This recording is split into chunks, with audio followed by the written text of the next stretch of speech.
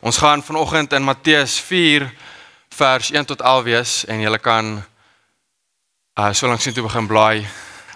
Die res van die verse sal op die bord wees.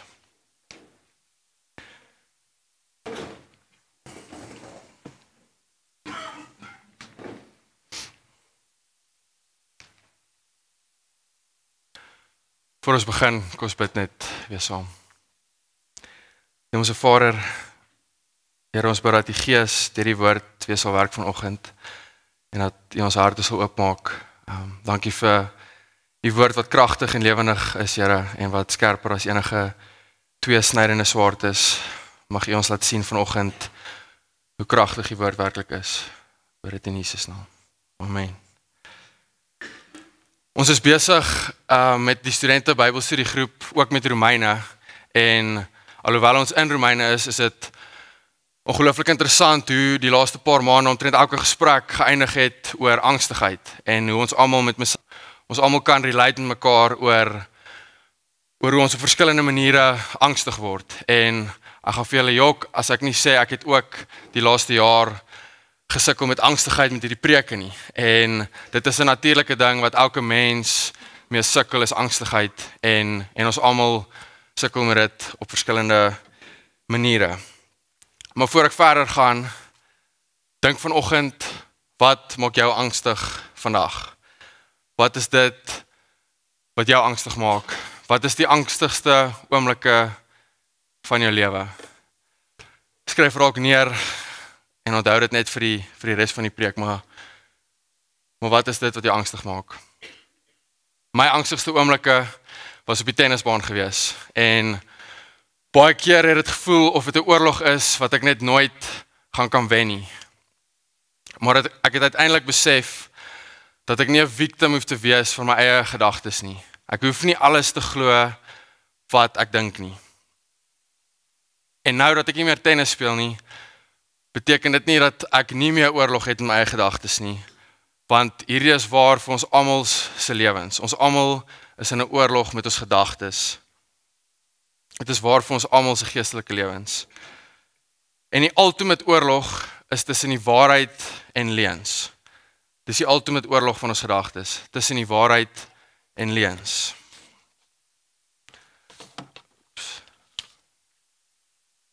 As gevolg van ons fone word ons bombardeer met soveel inligting en inligting wat ons angstig maak. Meer as ooit tevore. Volgens ChatGPT het die angstigheidssyfer amper verdubbel in die laaste 10 tot 15 jaar. Amper verdubbel. Ons lewe in 'n tyd waar mental health die hoofonderwerp is wat meeste mense oor praat, en almal probeer die nuutste oplossing te vind om mental health op te los. En ek wil net noem, ek is nie teen ander maniere om wat jou mental health kan help nie. Ek is nie teen liggaamlike oefening en daar is baie maniere hoe ons mental health kan help. Ons is nie net geeste nie, ons het liggame, so ek verstaan, daar's baie faktore om te oorweeg as ons dink aan mental health. Maar die punt wat ek vanoggend wil maak is, dat ons vergeet het van die mees effektiefste en kragtigste oplossing. En dit is die woord van God, die lewende woord van God, wat skerper is as enige tweesnydende swaard. Want op die einde van die dag, wat ons angstig maak, is as ons die leuen begin glo, dat God nie lief is vir ons nie, dat hy nie kan voorsien nie, en dat hy nie die beste vir ons wil hê nie. Okay, so dit is wat ons angstig maak. As ons die leuen begin glo, dat God nie lief is vir ons nie, dat hy nie die beste vir ons wil hê nie, en dat hy nie gaan voorsien nie. Dit is dieselfde leuns waarmee die vyand mense mislei het van die begin af. En hierdie leuns maak ons angstig. Maar God se woord bring vrede wat alle verstand te bowe gaan. In vandag se gedeelte in Matteus gaan Jesus vir ons die blueprint wys hoe ons hierdie oorlog van ons gedagtes kan oorwin. Blaai saam na Matteus 4 vers 1 tot 11 as julle nog hier daar is nie. Dit is die gedeelte waar die Gees vir Jesus na die wildernis toe lei en waar die duiwel hom ook versoek het. Dis interessant, Die duiwel versoek vir Jesus hierso, net soos wat hy vir Adam en Eva in die tuin van Eden versoek het. En in al twee gevalle probeer die vyand vir hulle oortuig dat God nie die beste vir hulle wil hê nie en dat sy wil nie die beste is nie. Maar Jesus, die tweede Adam, ons gaan nou sien in hierdie gedeelte, Jesus, die tweede Adam, gaan vir ons wys hoe ons hierdie oorlog kan veg, hoe ons oorwinning kan behaal oor die leuns van die vyand. Lees saam Matteus 4 vers 1. Toe is Jesus deur die Gees die woestyn ingelei om deur die duiwel versoek te word. 40 dae en 40 nagte het hy niks geëet nie en naderhand het hy honger geword. Die versoeker het toe gekom en vir hom gesê: As u die seun van God is, sê hierdie klippe moet brood word. Maar hy antwoord: Daar staan geskrywe: 'n mens leef nie net van brood nie, maar van elke woord wat uit die mond van God kom. Daarna neem die duiwel hom na die heilige stad toe en laat hom op die hoogste punt van die tempel staan en sê vir hom: As u die seun van God is, spring af. Daar staan ons geskrywe: Hy sal sy engele oor jou opdrag gee en op hulle hande sal hulle jou dra, sodat jy nie jou voet teen 'n klip sal stamp nie. Jesus sê vir hom: Daar staan ook geskrywe: Jy mag die Here jou God nie op die proef stel nie. Toe neem die duiwel hom na 'n baie hoë berg toe, wys hom al die koninkryke van die wêreld met hulle pragt en sê vir hom: Dit alles sal ek vir u gee as u neerval en my aanbid. Maar Jesus sê vir hom: Gaan weg, Satan, want daar staan geskrywe: Die Here jou God moet jy aanbid en hom alleen dien. Daarna het die duiwel hom met rus gelaat en daar het engele gekom en hom versorg. So wat probeer die vyand doen? Wat probeer die vyand doen? Weereens, hy probeer Jesus laat twyfel dat sy Vader nie gaan voorsien nie en dat sy wil nie die beste is nie. En as dit is hoe Jesus versoek is en Adam en Eva versoek is, dink julle die vyand se taktieke vir ons gaan verander? Nee, ons is in dieselfde oorlog. Ons is in presies dieselfde oorlog. En weer eens, dit is ultimately tussen leuns en waarheid. Maar die vraag is nou, hoe maak Jesus oorlog teen hierdie leuns dat hy nie sy Vader kan vertrou nie? Hoe maak hy oorlog teen die leuns dat hy nie sy Vader kan vertrou nie? En dit is baie eenvoudig.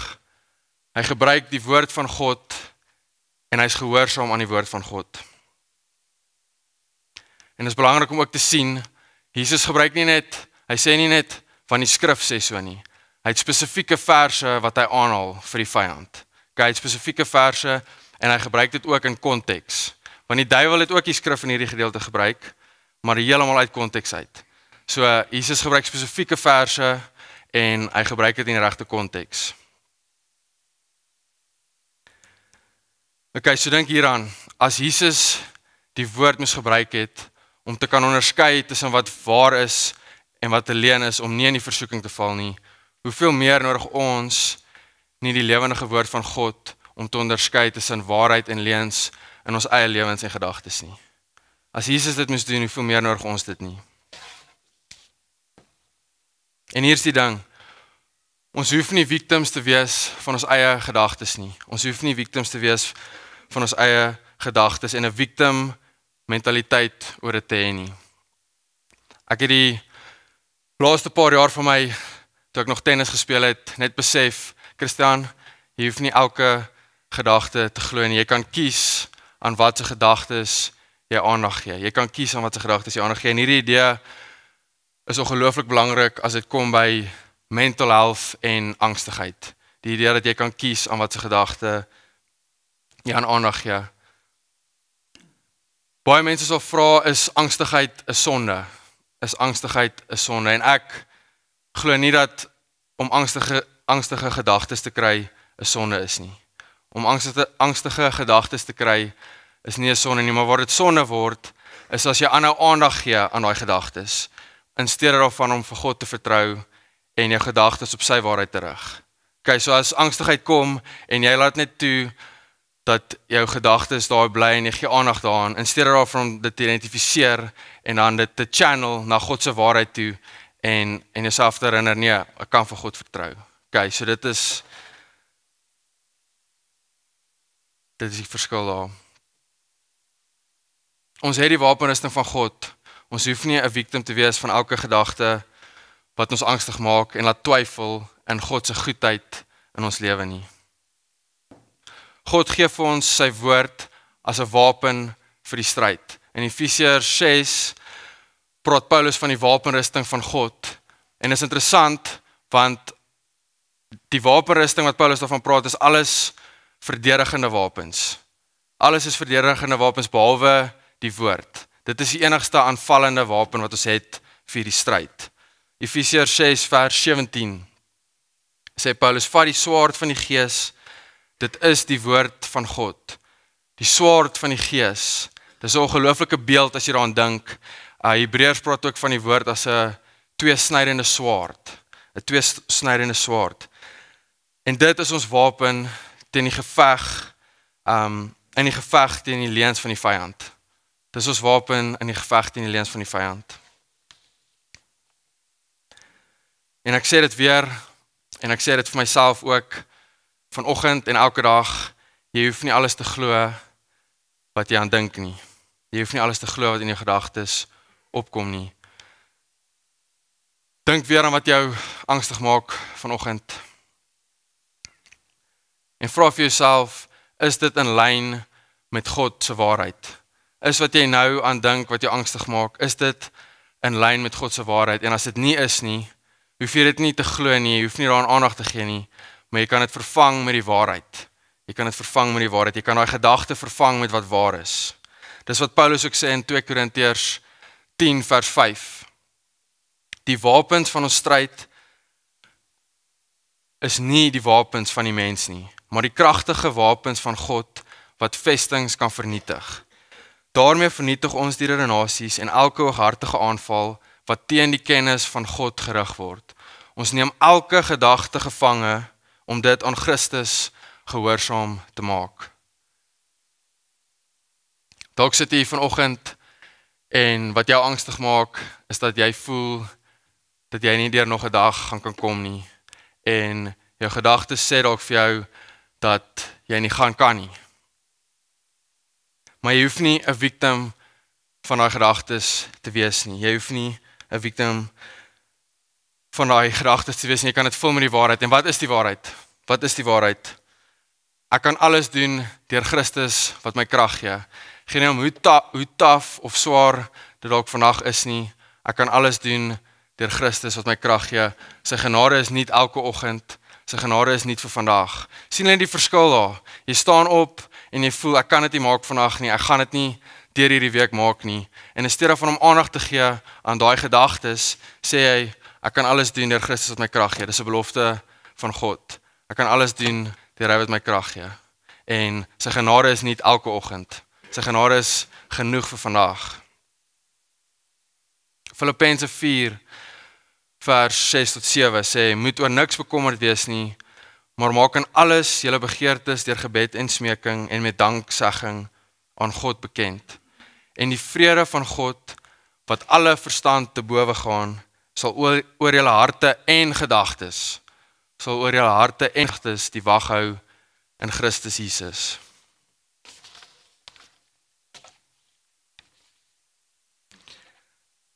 Dalk is daar iets anders wat jou angstig maak vanoggend. Maar wat ook al dit is, wat jou angstig maak, vervang dit met die waarheid. Hoeveel keer in ons lewens is ons nie bekommerd oor iets, wat as ons dan terugkyk, kan ons sien hoe die Here ons daardeur gehelp het nie.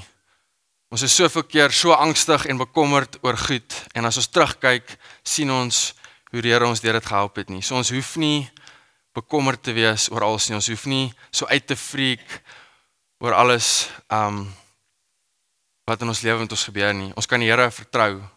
En ek praat met myself vanoggend, hierdie preek is vir myself ook. Jesaja 26 vers 3 sê dit so mooi in die NLT vertaling. Ek jammer vir die Engels, maar dit sê dit so mooi in die Engelse vertaling. You will keep in perfect peace all who trust in you, all whose thoughts are fixed on you. Ek gaan dit weer lees. You will keep in perfect peace all who trust in you, all whose thoughts are fixed on you. So in steede daarvan om aandag te gee aan elke gedagte wat jy so angstig maak. Fix jou gedagtes op die waarheid van God se woord en vertrou hom. En God se woord beloof ons, soos ons dit doen, gaan hy vir ons perfekte vrede gee, perfect peace gee.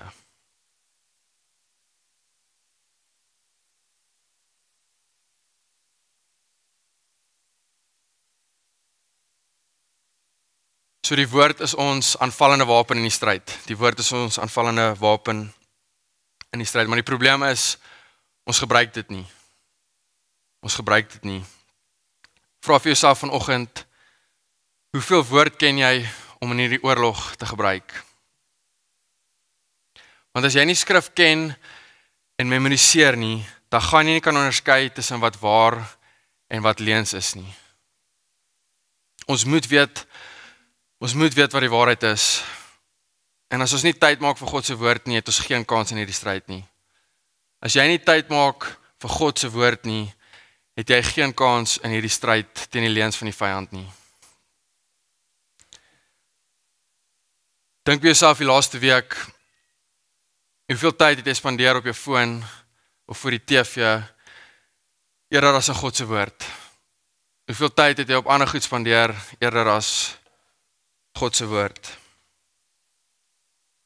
Ons luister te veel na die wêreld en te min na God se woord. Ons word bombardeer met al hierdie inligting en inligting oor die stock market en ander dinge wat ons angstig maak. Ons is op sosiale media en sonder dat ons weet, is ons die hele tyd besig om onsself te vergelyk met ander mense.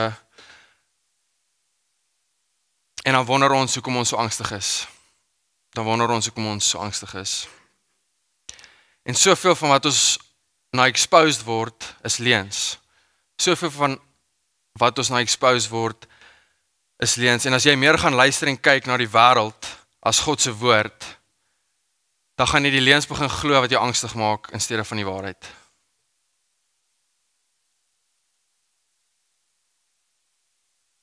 En dan wil ek net nog 3 belangrike goed noem om te onthou. Eerstens, die vyand versoek ons wanneer ons swak is. Jesus was moeg en honger in die wildernis. Die vyand versoek ons wanneer ons swak is. En dit is so belangrik om bewus te wees van die vyand se taktieke, want dit is presies wat met ons gaan gebeur. Net soos wat Jesus versoek is toe hy swak is, die vyand gaan ons versoek op ons swakste tye, wanneer ons op ons moegste en swakste is. En ons het almal tye wanneer ons gaan swak wees. En as jy nie woord ken en woord gememoriseer het nie, dan gaan jy 'n maklike teiken vir die vyand se leuns wees. As jy nie die woord ken en memoriseer nie, gaan jy 'n maklike teiken vir die vyand se leuns wees. En dan tweedens, ons het liggame. Ons is nie net geeste nie. 1 Timoteus 4 vers 8. Om jou liggaam te oefen het wel 'n bietjie waarde, maar om in toewyding aan God te lewe het in alle opsigte groot waarde, want dit bevat 'n belofte van lewe vir nou en die toekoms. Ons liggame is nie die belangrikste nie. Daar's baie mense wat hulle liggame hanteer en hulle patrone van lewe is op so 'n manier dat dit lyk of hulle liggame die belangrikste ding is bo God en bo enigiets anders. Dit is nie die belangrikste nie. Maar dit is tog van waarde. Om te oefen en om na jou liggaam te kyk het waarde. Jy kan nie verwag om nie angstig te wees as jy nie ook na jou liggaam kyk nie. Dit sluit in fisiese oefening, eetgewoontes, jou slaappatrone. Ons liggaam is deel van wie ons is en dit beïnvloed hoe jy dink en voel oor die lewe. Dit doen dit. Dink hieraan. Toe Elia vir God gesê het, ek is nou oor hierdie lewe, ek wil doodgaan, wat het God vir Elia gesê? Gaan doen Bybelstudie. Nee, hy het vir Elia gesê, gaan slaap en eet bietjie.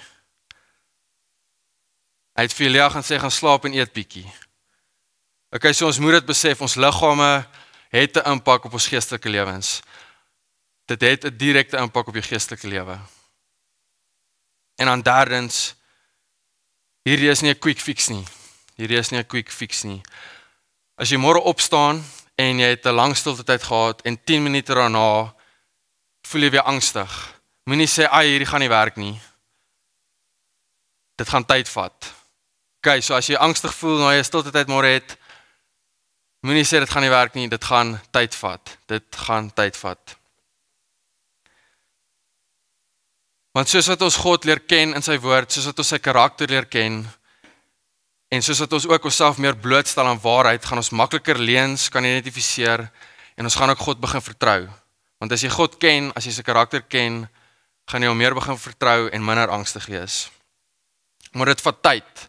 Dit vat tyd, en op die einde van die dag, die patrone van jou lewe, die patrone van jou lewe oor die langtermyn, is wat gaan bepaal of jy 'n meer angstige of minder angstige mens gaan wees.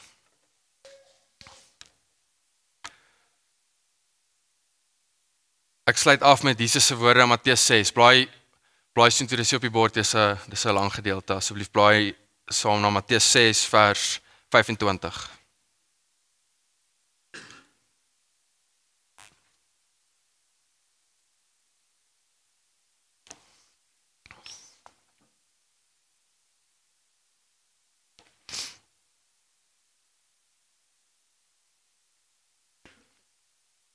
Matteus 6 vers 25. Daarom sê ek vir julle, hier is Jesus se woorde, by the way, Jesus se woorde.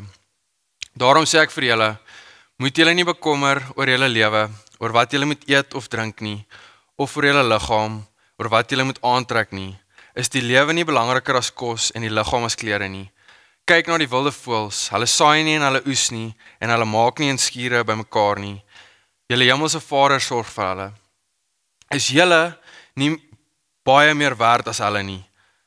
Trouwens, van wie van julle kan deur hom te bekommer sy lewe met 1 enkele uur verleng?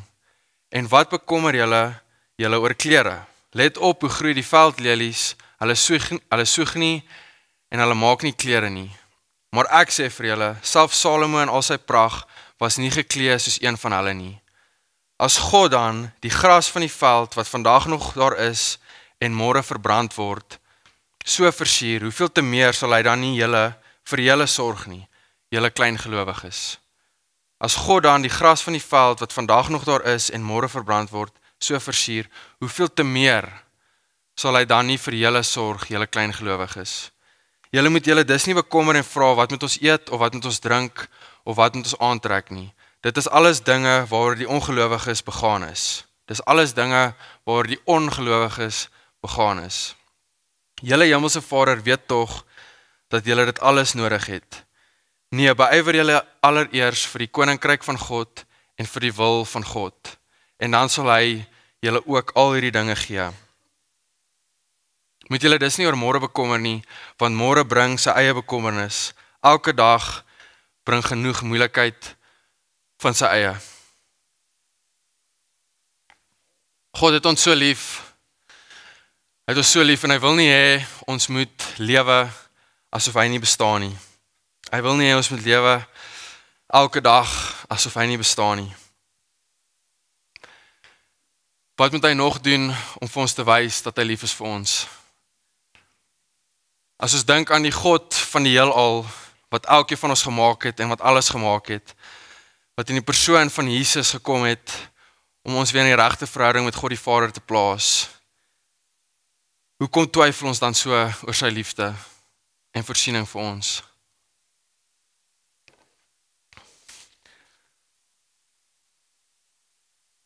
Hierdie is 'n vraag vir myself ook, maar ons moet almal vir onsself die volgende vraag vra, is wat sê my angstigheid oor wie my Vader is? Wat sê my angstigheid oor wie my Vader is? Reflekteer dit wie hy is en sy karakter? Of maak dit hom lyk soos 'n Vader wat nie lief is vir ons nie? Kom ons bid saam. Vader, dankie vir u liefde en voorsiening in ons lewens. Dankie dat u klaar voorsien het deur Jesus se werk op die kruis. Dankie dat ons kinders van u kan wees. Vader, asseblief help ons om U meer te vertrou. Help ons om U woord in ons lewens te prioritiseer en te lewe soos mense wat weet dat U lief is vir ons. Bid dit in Jesus naam. Amen.